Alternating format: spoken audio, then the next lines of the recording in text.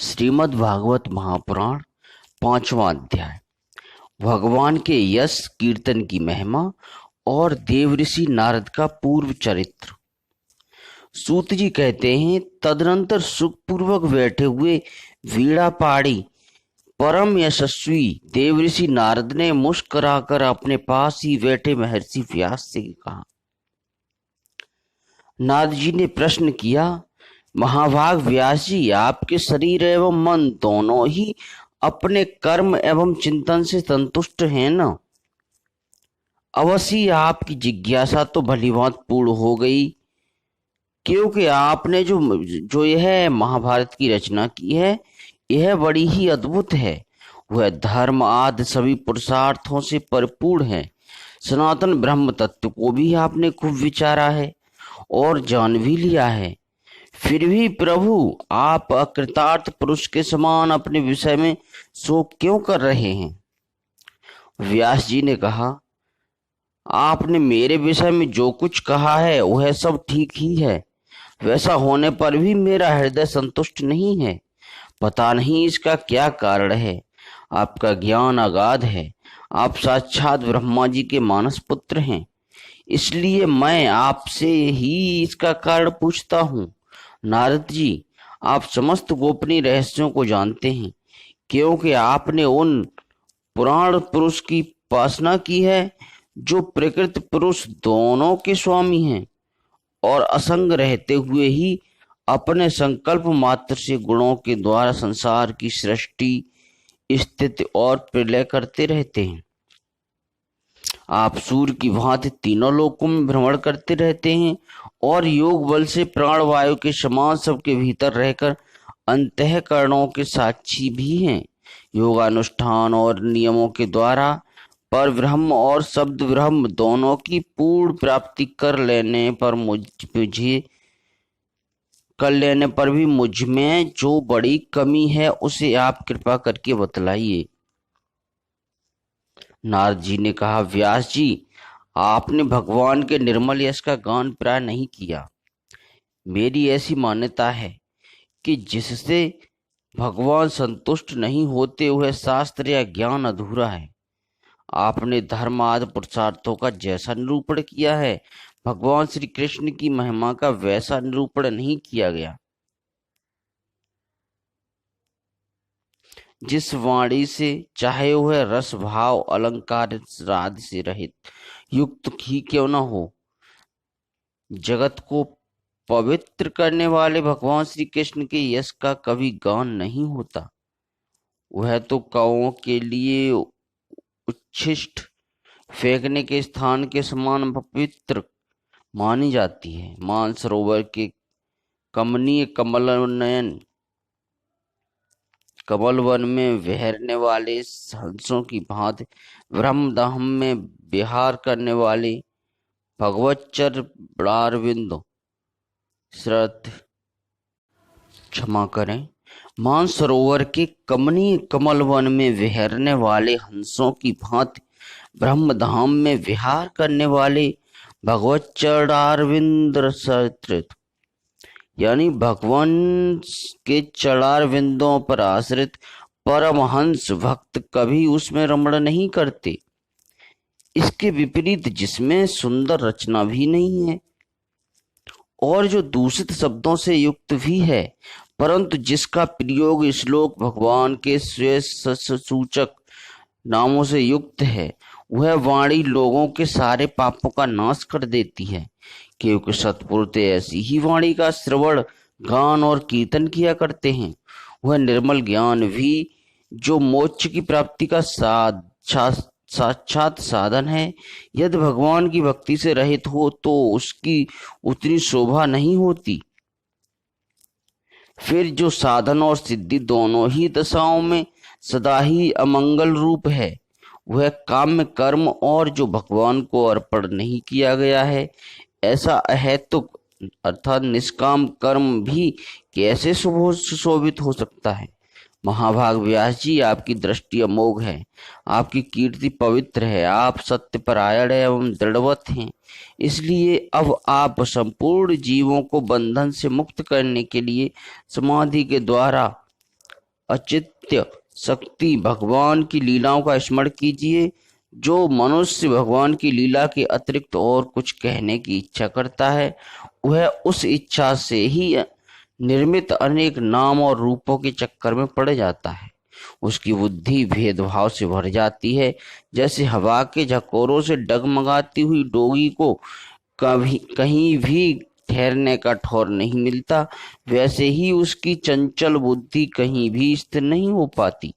संसारी लोग संभाव संभाव से ही विषयों में फंसे हुए हैं।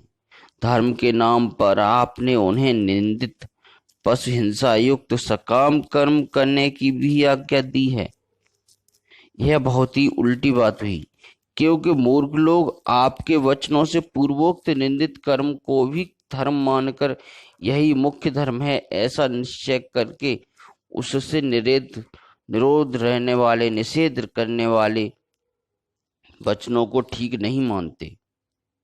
भगवान अनंत हैं। कोई विचारवान ज्ञानी पुरुष ही संसार की ओर से निवृत्त होकर उनके स्वरूप भूत पारमानंद का अनुभव कर सकता है। अतः जो लोग पारमार्थिक बुद्धि से रहित हैं और गुणों के द्वारा नचाए जा रहे हैं, उनके कल्याण के लिए ही आप भगवान की लीलाओं का सर्व साधारण के हित की दृष्टि से वर्णन कीजिए। जो मनुष्य अपने धर्म का परित्याग करके भगवान के चरण कमलों का भजन सेवन करता है, भजन परिपक्व हो जाने पर तो बात ही क्या है। यदि इससे पूर्व ही उसका भजन छूट जाए तो क्या कहीं भी उसका कोई अमंगल हो सकता है। परंतु जो भगवान का भजन नहीं करते और केवल स्वधर्म का ही पालन करते रहते हैं, उन्हें कौन सा लाभ मिलता है। बुद्धिमान मनुष्य को चाहिए कि वह उसी वस्तु की प्राप्ति के लिए प्रयत्न करे जो तिनके से लेकर ब्रह्म पर्यंत समस्त ऊंची नीची योनियों में कर्मों के फलस्वरूप आने जाने पर भी स्वयं प्राप्त नहीं होती। संसार के विषय सुख तो जैसे बिना चेष्टा के दुख मिलते हैं, वैसे ही कर्म के फलस्वरूप में अचिंत्य गति समय के फेर से सबको सर्वत्र स्वभाव से ही मिल जाते हैं। व्यास जी, जो भगवान श्री कृष्ण के चरणार विंद का सेवक है, वह भजन न करने वाले कर्मी मनुष्यों के समान दैवात कभी बुरा भाव हो जाने पर भी जन्म मृत्यु संसार में नहीं आता। वह भगवान के चरण कमलों के आलिंगन का स्मरण करके फिर उसे छोड़ना नहीं चाहता। उसे उसका चस्का जो लग चुका है, जिनसे भगवान जगत की उत्पत्ति स्थिति और प्रलय है, वे भगवान ही इस विश्व के रूप हैं। ऐसा होने पर भी वे इससे विलक्षण हैं, इस बात को आप स्वयं जानते हैं। तथापि मैंने आपको संकेत मात्र कर दिया है। व्यास जी, आपकी दृष्टि अमोघ है। आप इस बात को जानिए कि आप पुरुषोत्तम भगवान के कलावतार हैं। आपने अजन्मा होकर भी जगत के कल्याण के लिए जन्म ग्रहण किया है, इसलिए आप विशेष रूप से भगवान की लीलाओं का कीर्तन कीजिए। विद्वानों ने इस बात का निरूपण किया है कि मनुष्य की तपस्या, वेदाध्ययन, यज्ञानुष्ठान, स्वाध्याय, ज्ञान और दान का एकमात्र प्रयोजन यही है कि पुण्य कीर्ति श्री कृष्ण के गुणों और लीलाओं का वर्णन किया जाए।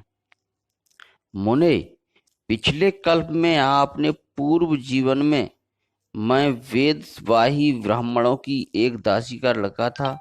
वे योगी वर्षा ऋतु में एक स्थान पर चतुर्मास कर रहे थे। बचपन में ही मैं उनकी सेवा में नियुक्त कर दिया गया था।